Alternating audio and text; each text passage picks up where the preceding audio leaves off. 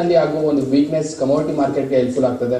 ಒಂದು use momentum ಇಲ್ಲ ಅಂದ್ರೂ ಕೂಡ ಒಂದು ಮಾರ್ಕೆಟ್ ಎಸ್ಪೆಷಲಿ ಗೋಲ್ಡ್ ಒಂದು 31,000 ಲೆವೆಲ್ ಮತ್ತು ಸಿಲ್ವರ್ ಒಂದು 52,000 ಲೆವೆಲ್ ಹೋಗೋ ಚಾನ್ಸಸ್ ಜಾಸ್ತಿ ಇರ್ತದೆ.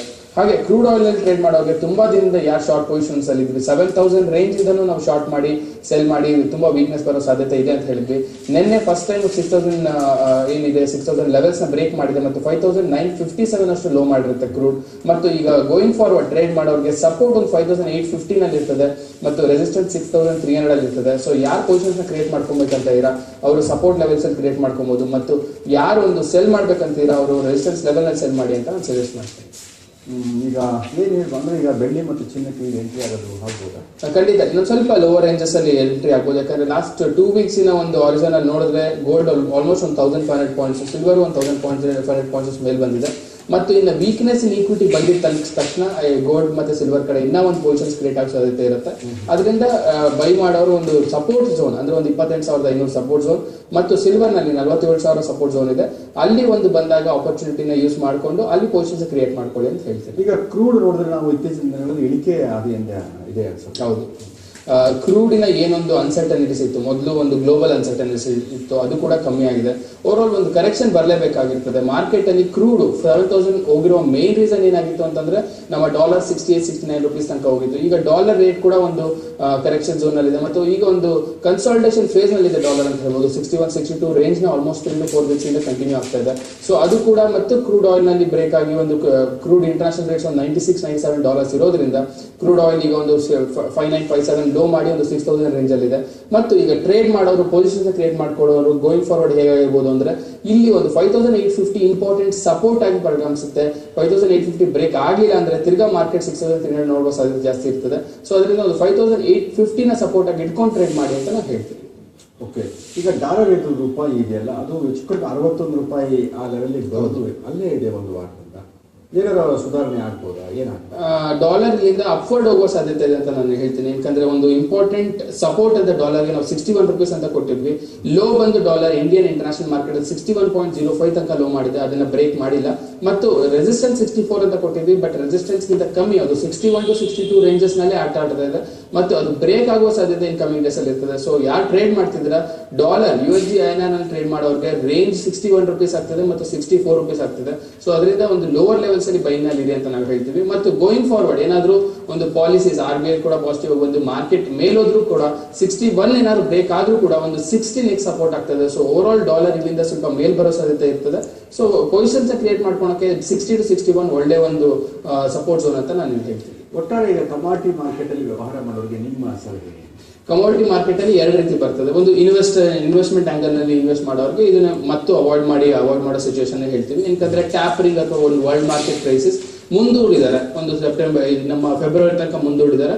ಮತ್ತು ಫೆಬ್ರವರಿನಲ್ಲಿ ಹೊಸ ಫೆಡ್ ಚೇರ್ಮನ್ ಜಾನೆಟ್ ಹೆಲೆನ್ ಅನ್ನೋರು ಒಂದು ಅಧಿಕಾರ ಸ್ವೀಕರಿಸ್ತಾರೆ. ಸೊ ಅಧಿಕಾರ ಸ್ವೀಕರಿಸಿದ ತಕ್ಷಣ ಅವರು ಟ್ಯಾಪರಿಂಗ್ ಮಾಡೋ ಸಾಧ್ಯತೆ ಕೂಡ ಕಮ್ಮಿ ಇರ್ತದೆ. ಅವ್ರು ಇಷ್ಟು ದಿನ ಟ್ಯಾಪರಿಂಗ್ ಅವಾಯ್ಡ್ ಮಾಡಿ ಅನ್ನೋ ಒಂದು ಸ್ಟೇಟ್ಮೆಂಟ್ ಕೊಟ್ಕೊಂಡ್ ಬಂದಿದ್ದಾರೆ. ಸೊ ಅದರಿಂದ ಒಂದು ಗೋಲ್ಡ್ ಸಿಲ್ವರ್ ಈ ಪ್ರೆಸೆಂಟ್ ಲೆವೆಲ್ ನಲ್ಲಿ ಅಪ್ ಟಿಲ್ ಫೆಬ್ರವರಿ ತನಕ ಯೂಸ್ ಮೊಮೆಂಟಮ್ಸ್ ಇರಲ್ಲ ಮತ್ತು ಒಂದು ಅನ್ಸರ್ಟನಿಟಿ ಬಂದ್ರೆ ಕೆಳಗಡೆ ಬರೋ ಸಾಧ್ಯತೆ ಜಾಸ್ತಿ ಇರ್ತದೆ. ಸೊ ಇನ್ವೆಸ್ಟ್ಮೆಂಟ್ ಆಂಗಲ್ ಇಂದ ಗೋಲ್ಡ್ ಸಿಲ್ವರ್ ನ ಅವಾಯ್ಡ್ ಮಾಡಿ ಅಂತ ಹೇಳ್ತೀವಿ. ಮತ್ತು ಟ್ರೇಡಿಂಗ್ ಆಂಗಲ್ ನಲ್ಲಿ ನೋಡೋರಿಗೆ ಟ್ರೇಡರ್ಸ್ ಅಂದ್ರೆ ಏನು, ಟ್ರೇಡಿಂಗ್ ಆಂಗಲ್ ನಲ್ಲಿ ನೋಡೋರು ನಮ್ಮ ಕಮಾಡಿಟಿ ಮಾರ್ಕೆಟ್ ಟ್ರೇಡ್ ಮಾಡೋರಿಗೆ ಒಂದು 500 to 1,000 ಪಾಯಿಂಟ್ಸ್ ಬಂದ್ರೆ ತುಂಬಾ ಜಾಸ್ತಿ ಆಗಿರ್ತದೆ. ಸೊ ಆ ರೀತಿ ಟ್ರೇಡ್ ಮಾಡೋರು ಇಲ್ಲಿ ಆಪರ್ಚುನಿಟಿನ ಯೂಸ್ ಮಾಡ್ಕೊಬಹುದು. ಒಂದು 28,500 to 29,000 ಬಂದಾಗ ಆ ಒಂದು ಲೆವೆಲ್ ನ ಆಪರ್ಚುನಿಟಿ ತಗೊಂಡು ಅಲ್ಲಿ ಪೊಸಿಷನ್ಸ್ ಕ್ರಿಯೇಟ್ ಮಾಡ್ಕೊಳ್ಳಿ ಅಂತ ನಾನು ಹೇಳ್ತೀನಿ. ಓಕೆ, ಈಗ ನಿನ್ನೆ BSE ಸೆನ್ಸೆಕ್ಸ್ 97 ಅಂಶ ಏರಿಕೆಗೊಂಡು 20,768 ಅಂಶಕ್ಕೆ ತಲುಪಿತ್ತು. ಹಾಗೆ ನಿಫ್ಟಿ 24 ಅಂಶ ಏರಿಕೆಗೊಂಡು 6,278 ಅಂಶಕ್ಕೆ ತಲುಪಿತ್ತು.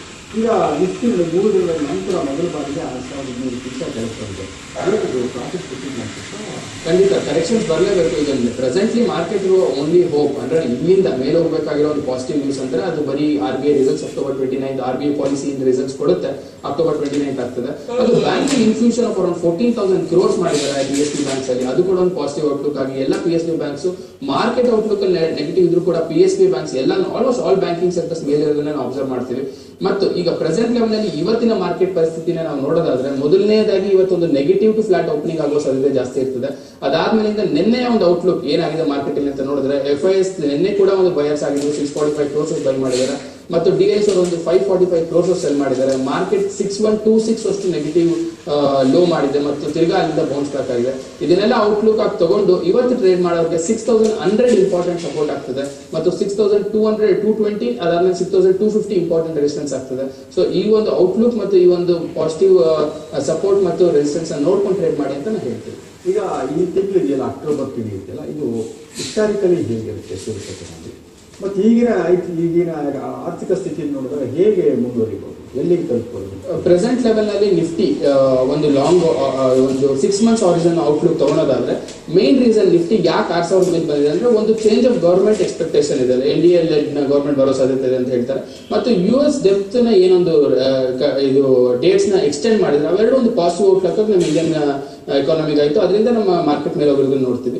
ಬಟ್ ಈ ಒಂದು ಓವರ್ ಆಲ್ ಔಟ್ಲುಕ್ ಒಂದು ಇಯರ್ಲಿ ಬೇಸ್ ಅಂದ್ರೆ every November December market ice reach ಆಗುತ್ತೆ. ಅದಾದ್ಮೇಲಿಂದ ನೆಕ್ಸ್ಟ್ ಜನವರಿ ಫೆಬ್ರವರಿನಲ್ಲಿ ಪ್ರಾಫಿಟ್ ಬುಕಿಂಗ್ ಬರುತ್ತೆ, ತಿರ್ಗಾ ಮಾರ್ಚ್ ಇಂದ ಮಾರ್ಕೆಟ್ ತಿರ್ಗಾ ನ್ಯೂ ಹೈಸ್ ಹೋಗುತ್ತೆ.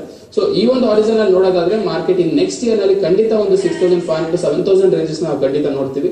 ಮತ್ತು ಮಾರ್ಕೆಟ್ ಇಲ್ಲಿ ತುಂಬಾ ಒಂದು ಕರೆಕ್ಷನ್ ಬರುವ ಸಾಧ್ಯತೆ ಕೂಡ ಇಲ್ಲ, ಅಂದ್ರೆ ಒಂದು 5400 300 ಬರುವಂತ ಒಂದು ಪಾಸಿಟಿವ್ ಒಂದು ನೆಗೆಟಿವ್ ನ್ಯೂಸ್ ಕೂಡ ಇಲ್ಲ. ಒಂದು 5800 ಇಂಪಾರ್ಟೆಂಟ್ ಬೇಸ್ ಆಗಿ ಪರಿಗಣಿಸಿದೆ. ಸೊ ನಾವು ಟ್ರೇಡ್ ಮಾಡೋರು ಕೂಡ ಒಂದು 5800 ಲೆವೆಲ್ಸ್ ಬರೋ ತನಕ ಕಾಯ್ದ್ಬಿಟ್ಟು ಒಂದು ಇನ್ ಕಮಿಂಗ್ ಡೇಸ್ ಅಲ್ಲಿ ನವೆಂಬರ್ ಬರೋ ಸಾಧ್ಯತೆ ಇರ್ಬೋದು ಅಥವಾ ಡಿಸೆಂಬರ್ ಬರೋ ಸಾಧ್ಯತೆ ಇರ್ಬೋದು. ಒಂದು ನೆಗೆಟಿವ್ ನ್ಯೂಸ್ ನ ಮಾರ್ಕೆಟ್ ಕಾಯ್ತಿದೆ ಅಂತ ನಾವು ಹೇಳ್ತೀವಿ.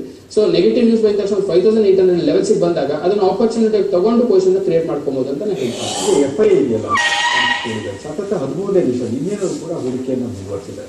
ಈಗ ನೋಡಿ, ಅದು ಒಟ್ಟು 13 ದಿನಗಳಲ್ಲಿ 110 ಬಿಲಿಯನ್ ಡಾಲರ್ ಅಂದ್ರೆ ಬಿಲಿಯನ್ ಮೌಲ್ಯದ ಷೇರುಗಳನ್ನು ಖರೀದಿ ಮಾಡಿದ್ರೆ, ಮಂಗಳವಾರ ಒಂದೇ ದಿನ 7.94 ಬಿಲಿಯನ್ ರೂಪಾಯಿ ಮೌಲ್ಯದ ಷೇರುಗಳನ್ನು ಖರೀದಿ ಮಾಡಿದ್ದಾರೆ.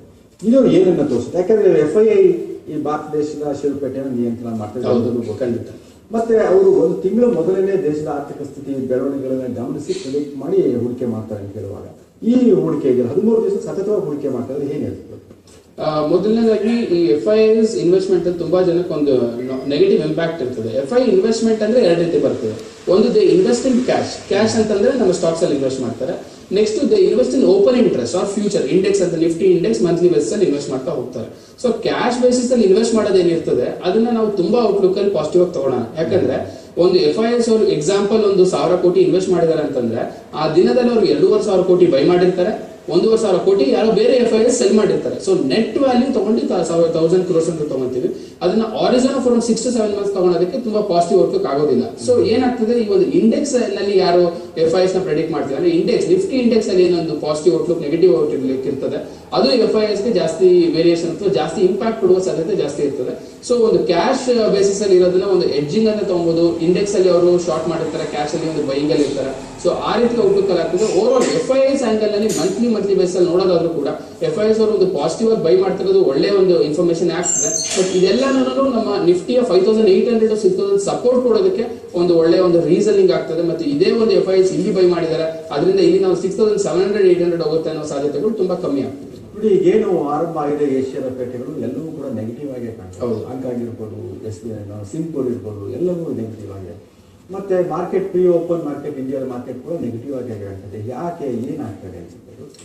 ಏಷ್ಯನ್ ಮಾರ್ಕೆಟ್ಸ್ ನಿನ್ನೆ ಒಂದು ನೆಗೆಟಿವ್ ಕ್ಲೋಸಿಂಗ್ ಆಗಿದೆ ಮತ್ತು US ಮಾರ್ಕೆಟ್ ಅಲ್ಲಿ ಒಂದು ಶೇರ್ ಕ್ಯಾಟರ್ಪಿಲ್ಲರ್ ಸಮಥಿಂಗ್ ಒಂದು ಶೇರ್ ಒಂದು 6% ಅಷ್ಟು ಡೌನ್ ಆಗಿದೆ. ಮತ್ತು ಅವರ ಒಂದು ಥರ್ಡ್ ಟೈಮ್ ಅವರ ಒಂದು ಎಕ್ಸ್ಪೆಕ್ಟೇಷನ್ ರಿಸಲ್ಟ್ಸ್ ಬಂದಿಲ್ಲ ಮತ್ತು ಅವರ ಒಂದು ಔಟ್ಲುಕ್ ಕೂಡ ಒಂದು ಕೆಳಗಡೆ ಮಾಡಿದ್ದಾರೆ. ಅದು ಒಂದು ಯುರೋಪಿಯನ್ US ಮಾರ್ಕೆಟ್ ನ ವೀಕ್ನೆಸ್ ಗೆ ಕಾರಣ ಆಗಿತ್ತು ನಿನ್ನೆ. ಅದೇ ಕಂಟಿನ್ಯೂಡ್ ರ್ಯಾಲಿ ಇಲ್ಲಿ ಕೂಡ ಆಗಿದೆ. ಮತ್ತು ಇವತ್ತು ಇಂಡಿಯನ್ ಮಾರ್ಕೆಟ್ ಅಲ್ಲಿ ಕೂಡ ಒಂದು ನೆಗೆಟಿವ್ ಓಪನ್ ಆಗ್ತದೆ ಮತ್ತು 12:30 ಏನು ಯುರೋಪಿಯನ್ ಮಾರ್ಕೆಟ್ ಓಪನ್ ಆಗ್ತದೆ, ಅದು ಏನಾದ್ರು ರಿಕವರಿ ಕಂಡ್ರೆ ಖಂಡಿತ ಇಲ್ಲಿ ಮಾರ್ಕೆಟ್ ರಿಕವರಿ ಕಾಣುತ್ತೆ. ಮತ್ತು 6100 ಲೆವೆಲ್ಸ್ ಅಲ್ಲಿ ಸಪೋರ್ಟ್ ತಗೊಳ್ಳೋ ಸಾಧ್ಯತೆ ಜಾಸ್ತಿ ಇರ್ತದೆ. ಅಕಸ್ಮಾತ್ ಸಪೋರ್ಟ್ ತಗೊಂಡಿಲ್ಲ ಅಂತಂದ್ರೆ ಇನ್ನು ಮಾರ್ಕೆಟ್ ನಲ್ಲಿ ಜಾಸ್ತಿ ಒಂದು ನೆಗೆಟಿವ್ ಝೋನ್ ಮತ್ತು ಒಂದು ಇಲ್ಲಿ ಒಂದು ಏನ್ ಸೆಲ್ ಆಫ್ ಬಂದಿಲ್ಲ ಅದು ಬರೋ ಸಾಧ್ಯತೆ ಜಾಸ್ತಿ ಇರ್ತದೆ. ಓವರ್ ಆಲ್ ಮಾರ್ಕೆಟಿನ ಓಪನ್ ಇಂಟ್ರೆಸ್ಟ್ ಆಂಗಲ್ ನೋಡೋದಾದ್ರೆ 6100 ಸಪೋರ್ಟ್ ಇವತ್ತು ಕೂಡ ತಗೊಳ್ಳೋ ಸಾಧ್ಯತೆನ ನಾವು ಅಬ್ಸರ್ವ್ ಮಾಡಬಹುದು. ಈಗ ನಿನ್ನೆ ಬ್ಯಾಂಕ್ ನಿಫ್ಟಿ ಇದೆಯಲ್ಲ 71.55 ಅಂಶ ಏರಿಕೆ ಕಾಣ್ತೀವಿ. ಬ್ಯಾಂಕ್ ಆಫ್ ಬರೋಡಾ ತುಂಬಾ ಒಳ್ಳೆ ಏರಿಕೆ ಕಂಡಿದೆ, ಒಂದು 27 ರೂಪಾಯಿ ಏರಿಕೆ ಆಯಿತು. ಹಾಗೆ ಪಂಜಾಬ್ ನ್ಯಾಷನಲ್ ಬ್ಯಾಂಕ್ 8 ರೂಪಾಯಿ 80 ಪೈಸೆ ಆಯಿತು. ಬ್ಯಾಂಕ್ ಆಫ್ ಇಂಡಿಯಾ ಒಂದು 9 ರೂಪಾಯಿ 20 ಪೈಸೆ ಅಷ್ಟು ಏರಿಕೆ ಆಯಿತು. ಹೌದು, ಇದು ಏನ್ ಹೇಳ್ಬೋದು?